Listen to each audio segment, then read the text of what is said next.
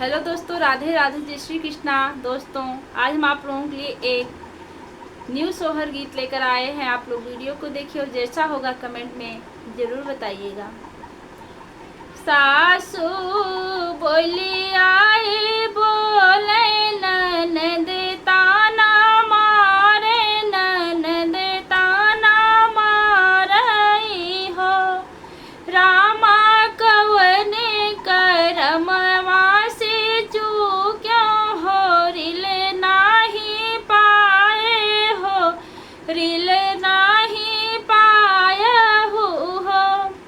गोड़े लगे बैठी तेरी आवाज़, पिया से अरज करे, पिया से अरज करे हो।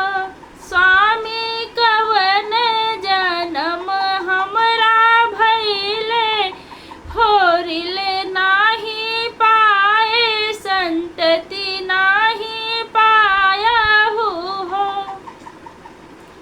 ननदा के रोजगारी आयो, ससुइया से झगड़ियो, ससुइया से झगड़ियो हो। धनिया दुआरे से भगायो भिखरिया, तो भिखियो ना देहलो, तो भिखियो ना देहलियो हो। सासु के चरण दबई ननद के दुलर, ननद के दुलर बई हो।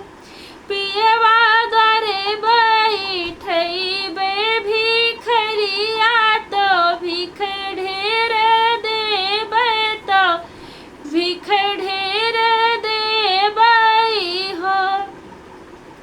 इतनी बचन धनिया कईनी, तो कुछ